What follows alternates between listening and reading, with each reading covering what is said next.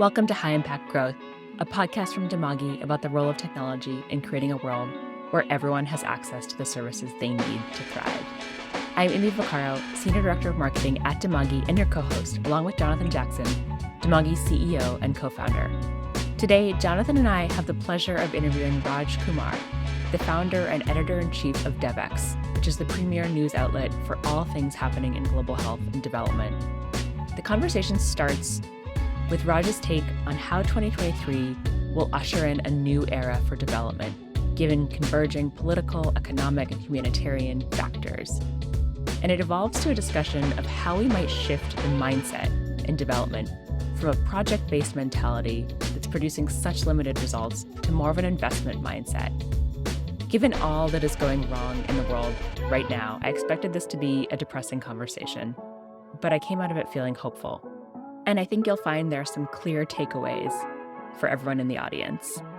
I hope you enjoy. Raj, thank you so much for joining us. Welcome to the High Impact Growth podcast. So I've been reading Devex since I joined Demagi, which was about 2 years ago, and it's been so instrumental for me in just helping me understand the lay of the land and what's going on in the industry, and actually make every new hire on my team subscribe and read it daily. I know you've also written a book called The Business of Changing the World. You've also got a number of podcasts yourself, including the Devex Book Club, which you just launched, which I'm excited about, and we'll share a link to in the show notes. But I'd love to kind of hear a little bit about your story, before we get into nitty-gritty of what's happening in the aid world. Yeah, sounds great, and great to be with you, Amy and John. It's really nice to have this conversation. The Devex story, it's actually like an overnight success story that took 23 years. So, a lot of people, Devex kind of came onto their radar more recently. And they're like, oh, wow, you guys must be a startup. How did you do this so fast? And it's like, no, actually, this took a really long time. I started as a grad student. This was a student project 23 years ago. I was in grad school at Harvard's government school, the Kennedy School, and myself and some friends. And we were really thinking about how can you change the way the development sector works. And the way I kind of even got to that revelation was just wanting to get a job. I wanted to work in global development. I'd spent a little bit of my childhood in India. My dad was from India. I had an aunt and an uncle who were development scholars. They used to take me on village visits. So I had the bug, I wanted to do something to make the world a better place. I wanted to work in, places where there's a lot of disadvantages. And I just thought all right, I'm in grad school. I'm in the right place to do this. This has got to be easy. There's got to be a website I can go to and there'll be a list of jobs or a list of projects or a list of NGOs or, the basic information. And I was totally shocked when I asked people about that. And they said, no, there's nothing like that. The advice I got was go to Washington, D.C. and go to cocktail parties. And that's how you get a job in global development. And I thought, can that really be the way this mission-driven sector works? And you know what? They weren't wrong. I learned that. And I'd say it's still not completely different, but we have, I hope at Devex tried to make a dent in that, by saying, all right, we'll set up a kind of a neutral space, an online platform that can let any development professional around the world, whether you're in Washington, D.C. or you're closer to where the work is, join, get access to basic information. And so we've grown from having all the jobs in development, all the funding, projects, grant opportunities, to a lot of news. And that's really what we're mainly known for now, is that we're an independent news organization. So we've got journalists all over the world writing about what are the big trends in global development, what's happening, trying to lift up the stories of what's working, but also hold accountable the institutions that are failing. And when things go wrong, talk about that, be honest that they went wrong and why. And because I think going back to when we first got started at Devex, it wasn't like there were no newsletters, there was no information, but it was all coming out of communications departments of the World Bank. And so there was a lot of happy stories about how things are working, the glossy brochures, but there was not a real talk. The real talk happened privately. It happened at the bar between aid workers who've been doing this a while and who really know what's going on. And we just said, we got to break that open. That's got to be out in the open. We got to put some sunlight on how the sector works. Don't sugarcoat it, but still understand it's critical work. It's absolutely essential. And that's why it's got to be done right. And so our tagline from the very beginning has been do good, do it well. If you are anywhere around the Devex kind of ecosystem, you will see that tagline until you're sick of it. But we really believe in it. It's this idea that it's not enough to try to do good. You've got to try to find the ways to do it as effectively as possible. And so that's a little bit about how we got to where we are. Yeah, I love that, Raj, and that resonates a lot with where we're at strategically, and there's so many good ideas and visions out there and ways we can make change, and it's so hard to scale these things. It's so hard to truly achieve high impact growth, and that's resonates a lot. One of the things, though, I've been in this industry for 20 years, and I've seen the overnight success of Devex, and congrats on just amazing where everything's come to.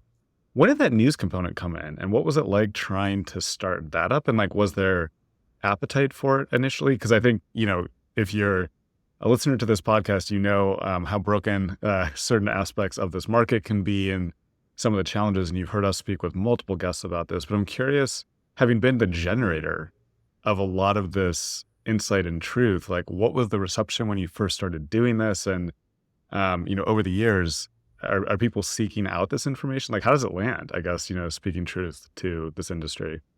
Yeah, it's a really good question. I would say part of the reason it took so long for Devex to scale is really the market, the community didn't accept us right away.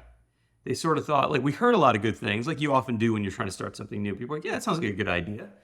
But the truth was, most people, once we first launched, said, we've been doing this 30 years. I've worked at UNICEF. I've worked at this NGO. I've worked in this space. And I know everybody. And I know everything. And, we don't need a bunch of kids coming out of grad school with a website telling us information we know already. And the argument we were trying to make back then was, look, maybe you did when global development was carved up into these tiny little fragmented pieces. There was USAID and a small constellation of contractors and NGOs around it. But globalization is coming to global development too, and this is becoming a big global market with way more players in it. And it's impossible to know everyone and everything. And if you want to do your work really effectively, it's even more important that you're reaching out and finding that next hire who is in the community you're trying to serve and not just another person sitting in Washington or London. So we tried to make that case. People were with us to a degree intellectually, but there are a lot of market drivers and forces that were just keeping the market the way it was. So that was part of the resistance. So right from the beginning, we had some news. We had a newsletter. We'd go around and gather up all the news we could find in the mainstream press that was related to global development, and we would summarize it, analyze it, and put it in this newsletter. It was really popular. But after several years of growing the organization, growing our website and all the information we offered, we realized that it wasn't enough to say, we're democratizing jobs, here are all the jobs, you can now see them. Or we're democratizing projects, you can see them all. What you really needed was context. And that was missing. So if you weren't plugged in, if you were a grad student somewhere else in the world, you didn't have professors who worked at the World Bank or the UN or something, if you weren't plugged in, you didn't understand the context. When you see that job announcement or that project or read this one line of news, it's not enough you're not going to understand it. You're not going to get what's going on. And that's when we realized, the news business is kind of broken. And news organizations were going out of business. They were closing bureaus all over the world. Maybe this isn't a great business, but we got to find a way to make this work because the development sector desperately needs it. And so we started really small. We hired one editor, and then we later on hired one reporter. And we just kind of tried to figure out organically, how could we build a news organization that would be financially sustainable and would really serve the needs of this community and be true journalism, be hard-hitting when we had to be hard-hitting. And, like anything else, it took some time for the community to kind of get what we were doing. And it took time for us to improve the quality of our reporting. And there were moments when early on we made mistakes or we would, report on something, a negative critical report that maybe we were right about, but the organizations we were writing about were surprised. They didn't know we were going to do that, right? But now we're well known as a news organization. So, people expect that when they get a call from a Devex reporter, we're going to write a hard-hitting story, and it doesn't mean we're out to get them or something, but our journalists come from the New York Times, they come from Reuters, they come from Bloomberg. Those are the people who are on our team now. And it took a while to get there, but we figured out how to do it, I think, in the model. We're still growing, but that's kind of the backstory of how we got into it. It wasn't like day one. It took some time to build and grow organically. you mentioned that context, and one of the things we wanted to talk about was that article that you wrote at the beginning of the year, setting up a context for, kind of a new era of where we're heading as a development community. And I'd love to kind of hear your summary of that article, and then I want to dig into the key points that you mentioned on it. Yeah, sure. So like I write a piece at the beginning of every year, and it's tempting every year to say it's a new era, like everything is going to change, or to say like this is the most important year in development that's ever come. And there's some truth to that, right? Like every year you that comes along, issues like climate get worse, so you can kind of see on the horizon and say, boy, this is different.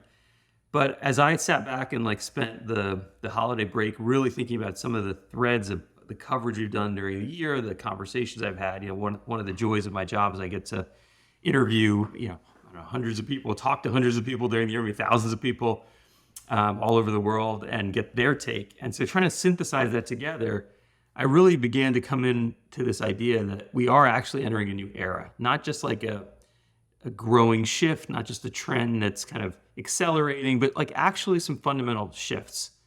And like anything else, you could see the history, the breadcrumbs of them in the past. They didn't just all happen January 1st, but like they are at a different stage, I think. So there's a few of them. I think one is the growing competition, even conflict with China, Russia, and the West, and that bleeding into the global development space. So that's like one really big picture one that I think there's a pretty fundamental shift that's happening. The second one is the global economy, like the macroeconomic conditions under which we have kind of gotten to know, like people like ourselves who've grown up in global development over the last 2 or 3 decades. We've known this is a space that had zero interest rates, money was cheap, Western donors were ready to ramp up their spending and their budgets. There were big new initiatives like PEPFAR. That's the era we've come from. We're entering a really different set of economic circumstances that I think is going to shift the era pretty dramatically. So that's a second big trend. And then the third one is that, we've always had humanitarian response as a piece of the broader global development sector. They've always been somewhat siloed off. We talk about the nexus between humanitarian and development, but somewhat siloed off, and always, around 10%, 15% of global development spending goes to humanitarian response. That has started to dramatically shift. And I think you can see the climate and the conflicts that are accelerating around the world, and you can see humanitarian response needing to get much bigger and beginning to almost swamp what we think of as global development. So those are the 3 big trends that I see really shifting. I don't think it's like a 2023 thing. I think it's a 2023 all the way to 2030 and maybe beyond. Like I think these are pretty big shifts, and I'm happy to get into them a little bit more, but that's kind of the big picture that I came to as I was working on that story. Yeah, that makes a ton of sense. And I definitely agree with you. Every year you can say this is the most important year. I mean, we have just come out of COVID, and you're seeing TB and HIV, reverse course for the first time in decades. We have vaccination rates decreasing, and so the traditional stats are all looking daunting to begin with, in terms of like this has to be a big year to recover. And then you layer on those 3 key critical areas. And one of the things I'm fascinated to hear, how you think about this complexity, but we look at this challenge and say the only path out of this is 5x or 10x more value for money. Because as you said, the humanitarian needs are going to grow. They need a bigger part of the budget. The total number of people who need services and support is growing. Fortunately, we're seeing huge economic gains in massive markets like India and elsewhere. So that's a really positive part of this story. But we look at this and we're like, yeah, given those 3 convergent factors you mentioned, like we have to, as an industry, be getting massively more value for money. And one of the things that frustrates me personally is I look at some of the project designs and some of what governments are even asking for, and I'm like, you're asking for the wrong thing. Like we're in a new era. You need to be thinking about ways to get so much more than just a single project, for $50 million. We have to be thinking about how we both get that project done and then layer on this foundation, right? This change. And I think that foundational thinking to me is, we're early in this journey, as an industry and as Demaki, but I'm like, there's just no chance we're solving this, right? With a project-based mindset anymore. And I'm curious, like how you think about that. Yeah, that's it. I wrote a book a couple of years ago called The Business of Changing the World. And in that, part of what I'm talking about is this like broader revolution in the way we do development, the kind of how of our industry. And that's one of the key points I make in that book is that, if you go to you name the capital city, Kigali, right, in especially donor darling countries where there's a lot of aid work going on, and you go to the international hotel, you go to the bar where everybody hangs out, and there are these places, right? And you tap on somebody's shoulder and say, hey, what's going on? The conversation is always based around a project. It's like, hey, what are you doing? Oh, I'm here on this new project. Or, we're re-upping this project, or here to monitor this project, right? It's all about a project. That's our unit of activity. Maybe on Wall Street, it's trades or something, right? Every industry has their unit of activity. In development is projects. And I think that is a huge thing holding us back. It's the wrong mindset. It's the wrong measure of success. It's the wrong unit of activity. And we're there in part because of the reality that historically most of the money was coming through government agencies. And government procurement is naturally project oriented, right? They can't fund something forever, so they're thinking about a timeline. They have to have a budget. It can't be kind of loosey-goosey. They got to say, this is the amount. They need to define it really well because it's taxpayer money. You got to know what you're buying, and you need to have a lot of controls around that and risk mitigation, So that's kind of why we got into this, I think, is government money for good reasons is spent in this way. And it just doesn't fit the needs that we're talking about. It just doesn't work. So, a lot of good things happened out of projects. It's not like they've all failed, but they are just not suited to the realities on the ground in terms of what people need.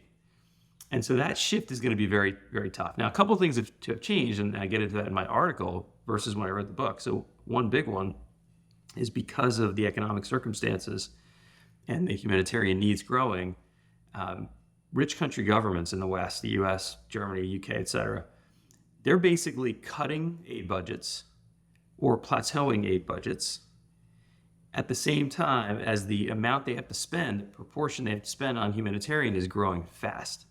So what does that mean? It means there's very little left for development. That amount is going to shrink and shrink and shrink. So where is the development funding going to come from? I think there's basically two other sources that are now going to get front and center in our sector. One is the multilateral development banks and this really big push to totally reform them, take them from being bankers to countries, lending money to build a road or something, to being more like deal makers, more like investment bankers, where they say, all right, how do we help electrify your transportation system in your country? We're not going to do it. We're just going to provide some expertise. We're going to provide some risk capital. We'll take some of the first losses. We'll guarantee some of the investments. But it's really private companies, private sector, private investment that'll do it with the government of that country.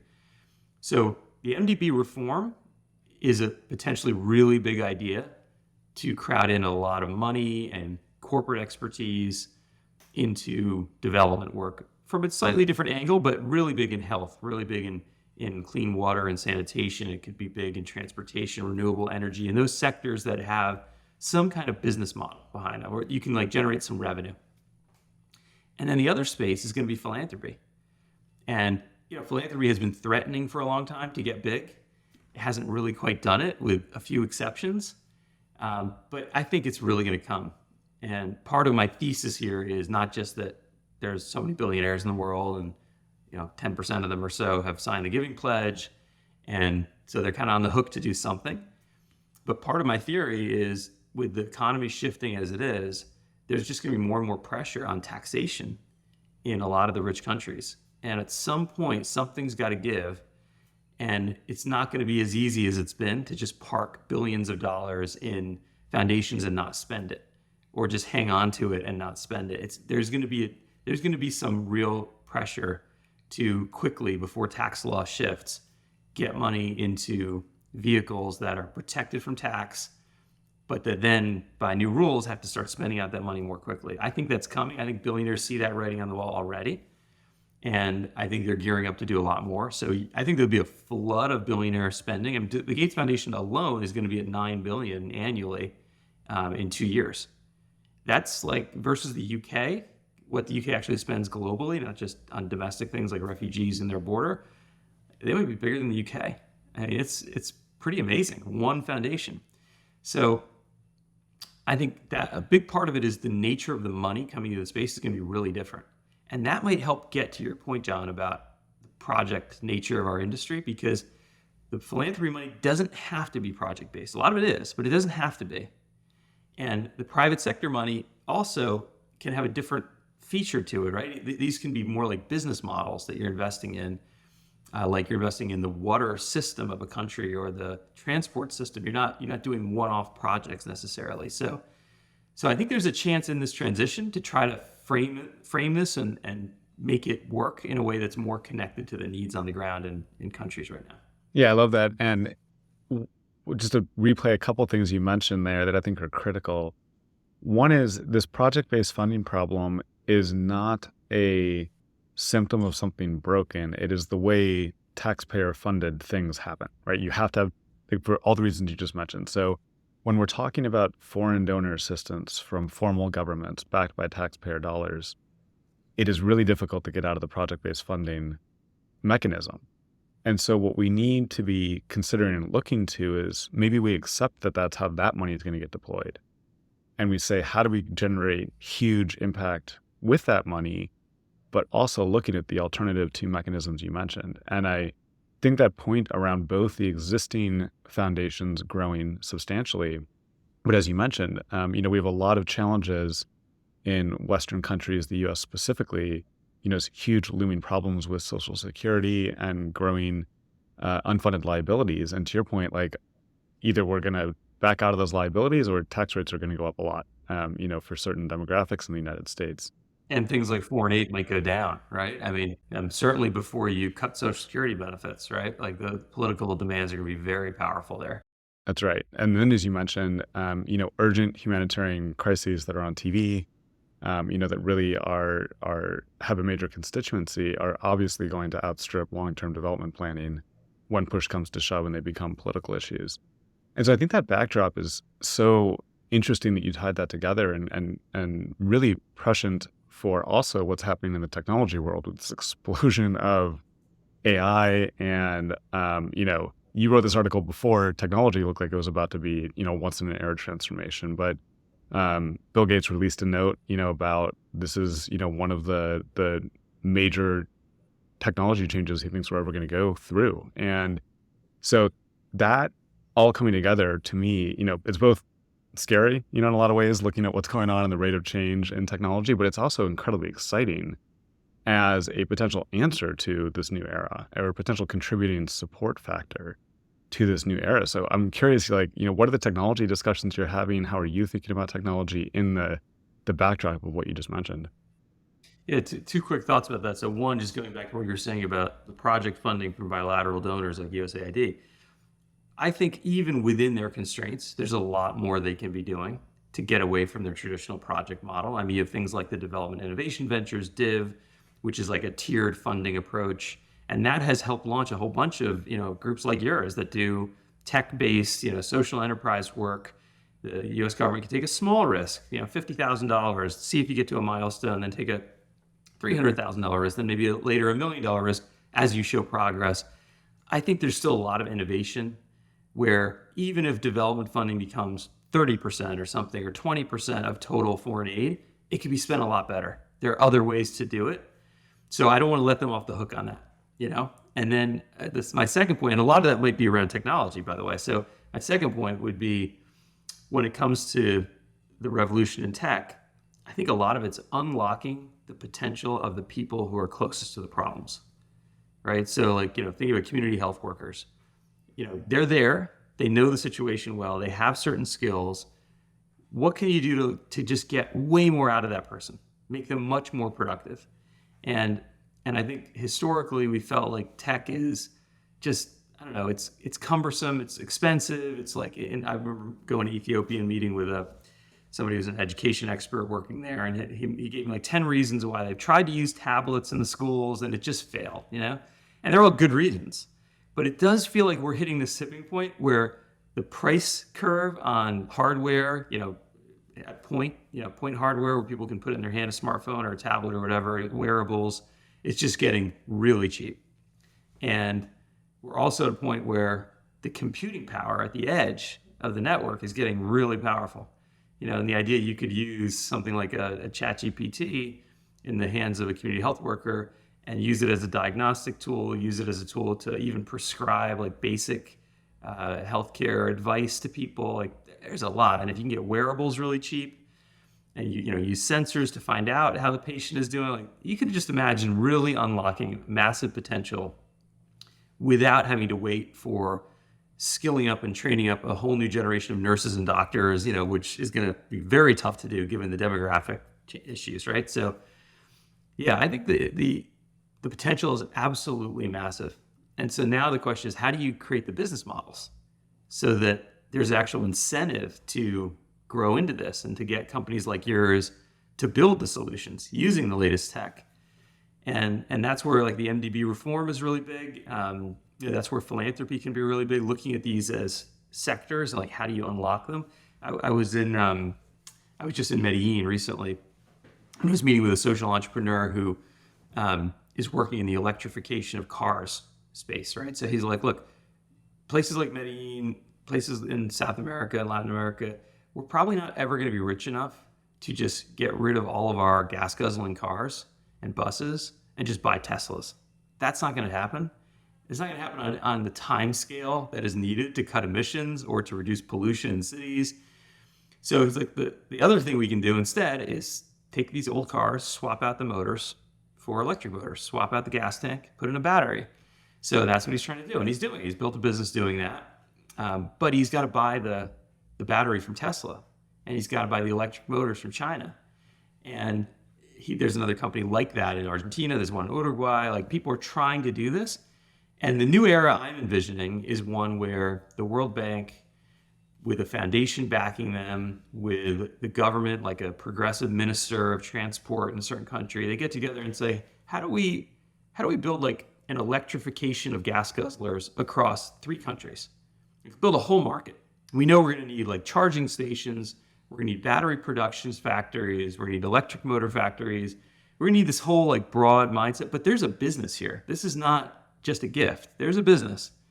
We might need the foundation to be willing to throw some money in the beginning, technical assistance, some grants, help get some social entrepreneurs going that are going to lose money. Like they're going to just do some big grants. Those will go away. They won't get that money back. We might need the World Bank to guarantee some private investors, and they might lose something on that. But it's a different mindset, I think. I don't think we think about this in development. And it is very much with the technology and a business model at the center. I love that. And we'll drop a link to the show notes, but Devex wrote an article on one of our major new initiatives that's very much aligned to what you were saying, Raj, around how do we change that model and unlock the potential of those frontline workers. And I think that we're seeing that in high income markets too, right? There's been this huge shift around really going back to industrial policy, whether that's chip manufacturing in Western markets, whether that's China just exploding with what they've been doing around EV vehicles and solar and these things. So you're seeing that strategy happen at high income country levels. And I completely agree. Doing that at the development sector and looking at not a project base, but how do we turn Malawi into a leader in X or Zambia into a leader in Y? And you're going to have to come across all of those different parts of money that you mentioned, that grant funding, the first loss backing, the loan and the equity all coming together in a stack that makes sense for all the participants. And I think one of the things that drives me crazy is you have to do all of that and then recognize some of the market is just traditional development after that, right? So if you build all that infrastructure, part of it is driving vaccines to more remote areas that don't have petrol. And you can sell that to Gavi. And what I think makes this challenging to have a lot of the time and be innovative is the second you say that, people are like, oh, you don't have a sustainable model, right? And you're like, no. This is totally sustainable. We need to deliver vaccines every year forever with this model. So it's okay that part of my funding for this model is coming from the traditional sector for that project-based approach. But I totally agree. That's not sustainability. That's a market, right? That's the project-based market. And I need all this other capital to build the foundation, the platform, the tech, the people, the charging stations, et cetera. But I really like the way you articulated that. You got to find the places where there is a business model, where there is some potential revenue, and make sure you're using those opportunities so that you can save the precious grant dollars for things like vaccine delivery, where there isn't going to be a direct business model. You're not going to charge people for vaccines. There's an indirect one because people are healthy, can work, be productive, pay taxes. The government can make money through taxation and fund the vaccines, right? So there's a virtuous cycle, but it's not so direct. Whereas in the water space, people are right now spending money out of pocket to buy water, have water trucks come to their house or something, or buy jerry cans full of water. So you could potentially say, all right, instead of paying for that, we can build a long-term sustainable solution, water infrastructure, or it's piped into your community or into your home. So we got to use those opportunities so that we can save the precious aid dollars, which really are very precious, for the right things, a lot of which I think are around health and education. And you're going to, even in health, there are plenty of things that have business models, but there's a lot that won't. So yeah, I'm absolutely with you on this. I think it requires something of a shift in the way we've been thinking as an industry. To your point about industrial policy, one of the factors I mentioned at the beginning, those three factors that are changing this new era, shaping this new era, one is this Cold War with China. Maybe we're not all the way to Cold War yet, but boy, it feels like we're getting there. And if one of the features of that is, I think, industrial policy that we're seeing in the US, CHIPS Act, we're seeing in Europe, that is going to extend into global development, because all the things we're talking about have a technology backbone. And right now, a lot of that technology backbone is coming from China. Like Huawei provides much cheaper handsets than anybody else in the world. So a lot of this is going to come from there. And development agencies are waking up to this. There's already, congressional rules and things around this, but I feel like there will be a time soon, or there will be a trend in the direction of aid agencies saying, hang on a second, we want to do digital health, but who's manufacturing the routers? Who's providing the internet connection? What's the handset? What software are we using? Okay, we want to do industrial policy. We want to guide this because we want it to be our stuff. Or from stuff from our neighbors and allies. And so I have a feeling this is going to extend right into all the sectors we're talking about, because it's going to be driven from the really strong political imperative, which is China. If you want to sell anything on Capitol Hill right now related to global development, it's saying, hey, this is a way to confront China. That's the sale. That's the only thing that is bipartisan. It's the only thing that gets everybody together right now. And I think that's going to continue. Rajan, within that context of this new Cold War, one of the things that you wrote about in your piece was around localization, which I know is a big push right now from USAID, so kind of from that government money. I'm curious to hear your take on how do you see that playing out? What's the ideal scenario for what's possible there, and what are some of the things that you're worried about there? Yeah, I think most everybody in this space wants localization. Like they're like, yeah, this is good. We want this. Even, maybe surprisingly, organizations that will lose money. Some of the really big NGOs, I'm friends with probably a lot of the CEOs of the big international NGOs. They're all big advocates for localization. And I say to them, you're going to lose money. The funding is not going to flow through you. If we can figure out how to do this better through local organizations, yeah, that's fine. They get it because they're committed to the broader goal, and everybody's frustrated with this project approach and the way it works, right? So there's real consensus there. I think the problem is when we say localization, that's not really the thing that's going to get us to the results that John is talking about. When you say, hey, we got a 5x, 10x returns on the precious, foreign assistance dollars we have, we need a more fundamental shift, which is this shift to paying for results, or the other buzzwords like impact economy, right? Where it's we're buying a result, we're buying health, we're buying education. We're not buying a project that spits out a report at the end, whether or not it actually worked. And that shift is more fundamental than localization. So if localization becomes, okay, there's a target, and instead of giving project dollars to a US-based company or NGO, we're going to give it to a Zimbabwean-based company or NGO. That, maybe it's a mild marginal improvement, but it's pretty small. The thing we're really after is a more fundamental shift if we want to see this step change. So, I think it's going to be very hard to get that done because of all the things we just talked about with the nature of the government model. But the reason I don't want to let them off the hook on this, and I'm not talking just about U.S. government, I'm talking about all bilateral donors, I think there's an opportunity vis-a-vis the conflict with China to say, hey, what makes Western aid different is that we are thinking about long-term sustainability by being community-driven and by connecting with the private sector. And instead, what we get from the more Chinese model might be, okay, no strings attached. We do what the government wants. But you're not getting long-term sustainability because you're getting a lot of Chinese labor. You're getting projects that are infrastructure focused that support a Chinese economic model.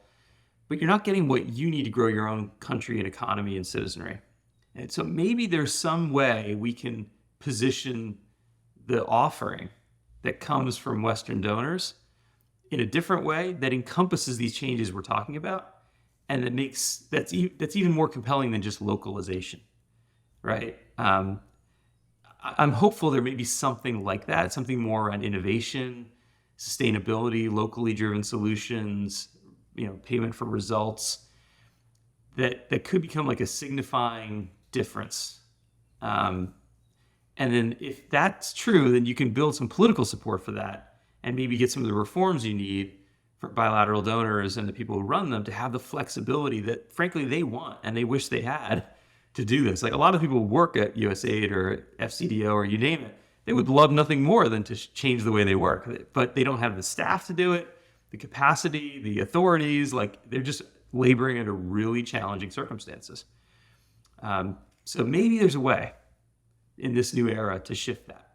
I like that. And the not letting them off the hook, you've used that phrase a few times. And I think that's definitely something I'm taking away of thinking through, because we often talk about this in the digital space of like, we're letting people off too easy. We're all accountable for trying, but nobody's accountable for actually succeeding. And we think it's kind of like just too low of a bar. We've set for these digital health projects, like we can get way more out of these dollars. Now, yes, it does require different partnership models. Yes, it does require better localization. Yes, it does require breaking out of project funding. But for the amount that we're spending on digital, we could be getting a lot more value for money, in our opinion. And we're going to have to, right? We're going to have to get this 5x or 10x result given what we're facing. That's right. And I think it does require that looking at these problems from a higher level, because once you get down to the project level, it's very tempting to say, oh, yeah, all these other digital health projects have failed. Look at them. They spent a lot of money. They didn't do that much. So we've got the new idea. We know how to do it. Let's do something a little bit different this time. And you don't realize it, but what you're actually doing is doing another pilot, because you're doing something small and it may not scale. And so somehow you need to get the foundations to drop a little bit of their ego, do more collaborative philanthropy. And some of that's happening, not enough, I think, but some of it is. So, give up the need to get the credit, to say we're the innovative ones, like get a few foundations together, get a few bilaterals together, get the right governments or the right progressive ministers together in the right places and say, hey, we could do something at scale. What would it be like to design this thing for scale right from the beginning? Okay, to do that, maybe we need a lot more money. Who are the private sector investors who could invest in this? Who are the tech companies we could partner with right from the start and build a model that could actually have a shot at scaling and take a much bigger bet based on all the learnings we've had of all the digital health projects that haven't really gone to scale? I don't know. You're closer to this, John, than me because you work in this every day, but I just feel like our ambition sometimes is too small. I totally agree. I think that notion of taking bigger bets is critical. And I acknowledge not everybody has the funding or the ability to take those big bets. But what we often are doing too, as you mentioned, is taking a really small bet and thinking we're taking a big bet. And that's extremely harmful, because then what happens is people look at that and they're like, well, this big thing didn't pay off. You're like, no. You put $500,000 behind that with very little thought, very little effort. It was basically the same thing all over again. Like, we shouldn't have expected a different outcome. And I think that's why I'm excited by some of the work that Co-Develop is doing around digital public infrastructure. You see this amazing work happening in India around the health stack and the work they're doing. And we're starting to see these shifts in these bigger investments, taking bigger bets, and they're working, not every time. And we're going to have huge amounts of failure. But what often happens, and this is the part of the world that you work in all the time with the bigger INGOs and things, you're kind of forced to pretend like everything's a sure thing. You're not even allowed to say it's a bet in the first place, right? You're like, okay, this new project, of course it's going to work. Give me $50 million and I guarantee this outcome in 5 years. And then you get a 50% failure rate on these projects or even higher. But when you write that next grant, you're still presenting it like a sure thing, right? So the other thing that I think would be really healthy and helpful is acknowledging these are bets, right? Like we are in fact all taking bets on the likelihood of new technologies or new things. Like some things are sure things, but those are few and far between. And they need to potentially get even fewer and further between given the magnitude of the problem we face. But so much of the time, you're forced to pretend like the thing you're proposing to do is definitely going to work, right? Another word for a bet is an investment, right? Investments can succeed, they can fail. If you're in venture capital, most of them fail, but you're looking for a couple that really succeed. If you're in private equity, you want more of them to succeed, right? But they don't all have to. So it depends like where you're coming from. But if you're in a foundation, you can afford to really lose the money. I mean, you're spending it anyway, and you can therefore take some of that risk away from some of the investors, depending where they are in that stack that we're talking about. And so I think an investment mindset is maybe even better than a bet mindset. Like take an investment mindset to digital health in India.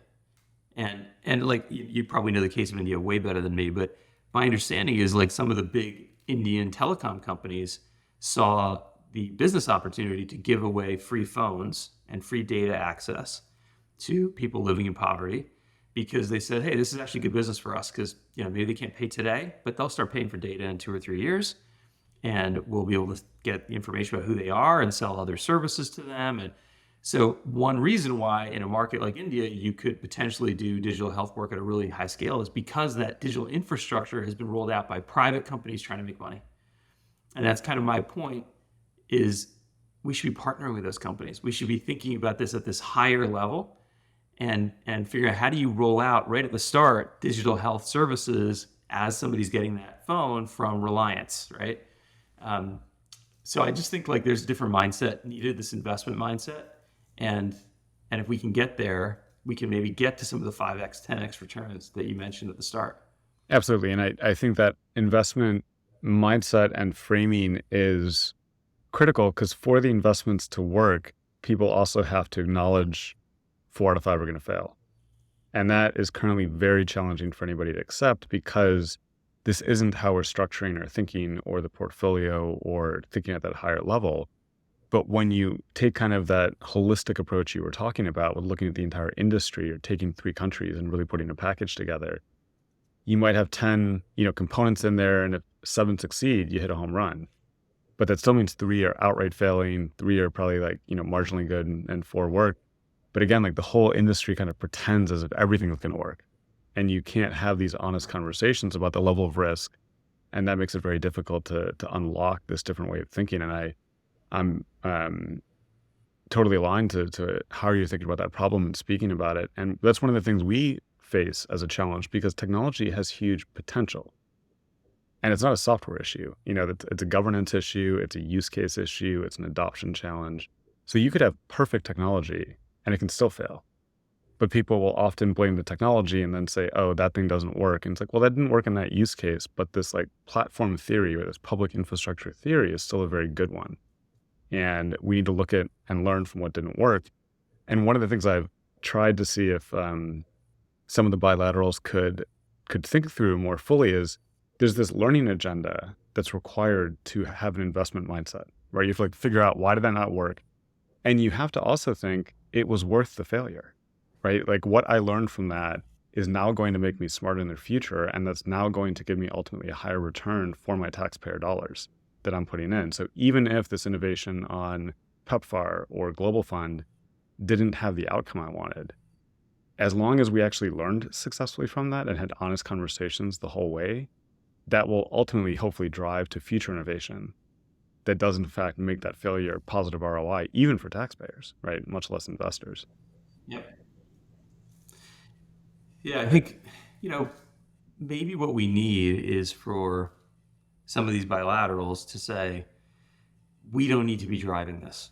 We don't need to be in the driver's seat. We don't need to figure out the problem, define it, define a solution, right? And then take this bet. Maybe what we need is sometimes the humility to say, like, there are other organizations that know this way better. And some of those would be foundations, like the Gates Foundation, right? And say, hey, you guys know this way better.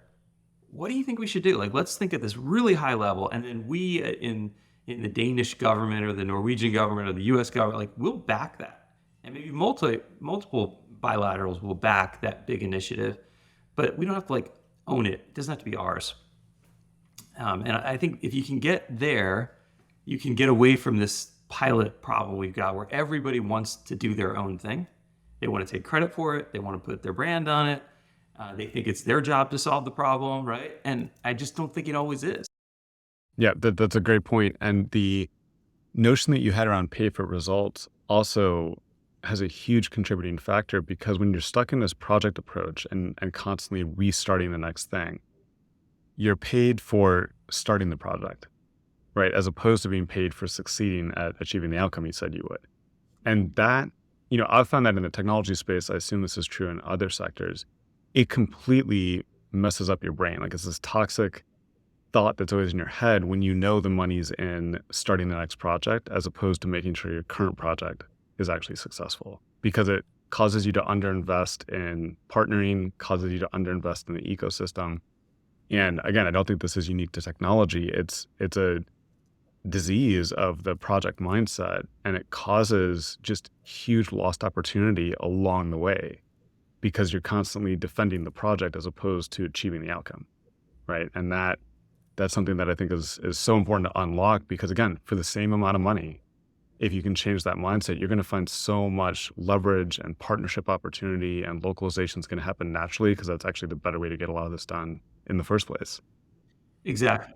Right. If you're paying for results and there's a real marketplace for that, and it's like, all right, who's got the cheapest intervention that's most likely to work to raise literacy rates, chances are they're going to be heavily locally, implemented. Like, that's just the reality. So if you can get to pay for results, you probably achieve localization anyway, versus the way that we may end up doing it right now, like in the US, which is more around, we're going to set some rules. We're going to change the rules of the contracting game. And that's going to just push more money to local contractors. That's not actually what we're trying to do, I don't think. It doesn't really connect to the ultimate goal. Well, they're still executing what the US decided should be happening, right? They're executing on the project. That's right. I think this is really fascinating. I've been just learning so much listening to you both. And it sounds like there's a few themes coming out of this in terms of how we need to shift things. I hear you, Raj, talking about collaboration. We need to be getting together and looking at what works.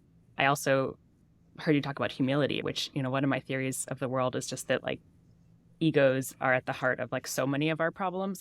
I have no idea what you're talking about, Amy.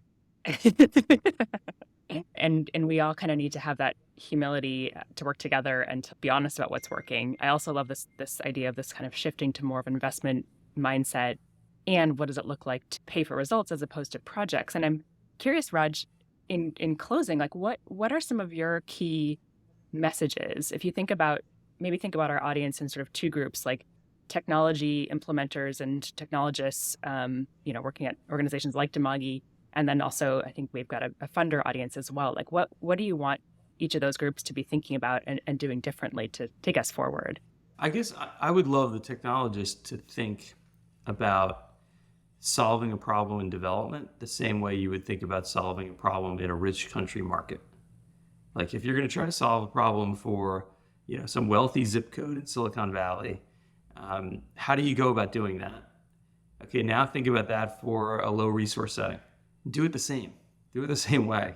So if you would go and talk to customers and ask them what they think, figure out how much they're willing to pay for the service, figure out what their existing level of digital connectivity or literacy or whatever it is, do the same thing in a low resource setting.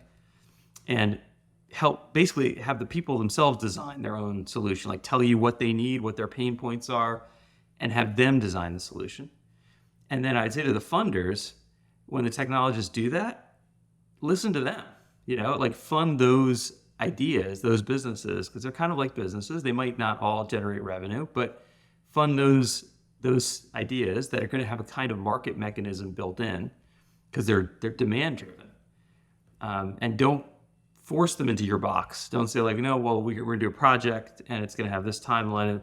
Find a way within the authorities you have to give them the technologists, the social entrepreneurs, to give them what they need to be successful. And I really believe a lot of donors, funders, they're doing this. They're trying. I think they need to step it up. There's more to do, but there are a lot of the authorities are there. A lot of the models exist. This is not all brand new, and plenty of people have been doing it. So it's just time to really step it up. All right. So on that note, we're going to ask everybody to step it up who's listening. And Raj, we really appreciate your time joining us today. Thank you for the wise words, and great to catch up as always. Thank you. Thanks, Amy. Thanks, John. It's been fun. I'll share my takeaways. We heard from Raj about his experience creating Devex and how his team has successfully made the aid industry more inclusive, accessible, and honest.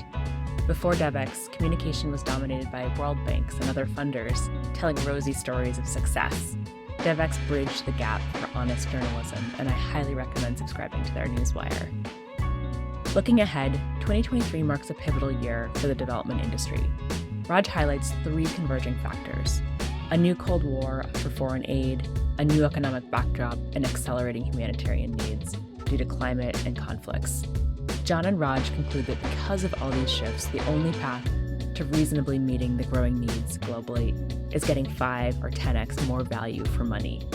And doing that requires a shift in mindset. From a traditionally project-based mindset, which is just not working, to more of an investment mindset. Raj breaks down 3 types of funders and shifts that are or need to happen. He talks about traditional government donor funding and how it's shrinking, and encourages government donors to consider new ways of investing in development beyond the project-based mold. Next, he talks about multilateral development banks that are undergoing a transformation to more of an investment-focused business model. And he also talks about philanthropy, which he sees as poised for growth. 10% of billionaires have signed the Giving Pledge, and they're under more and more pressure from taxation to spend it more quickly. And the beauty of philanthropic funding is that it can happen at the platform level. Raj's closing message is that technologists need to operate in development the same way that they would operate in high-income settings. Understand the problem deeply and develop solutions. And funders need to listen to the technologists doing that and invest in them. Technology is at a true tipping point. It's getting cheaper and more powerful with increasing ability to unlock the potential. We have the opportunity and the need to get more value for money across the board. That's our show. Please like, rate, review, subscribe, and share this episode if you found it useful. And write to us at podcast@demongi.com with any ideas, comments, or feedback. This show is executive produced by myself. Danielle Van Wyck is our producer, Brianna DeRoos is our editor, and cover art is by Sudhanshu Khan.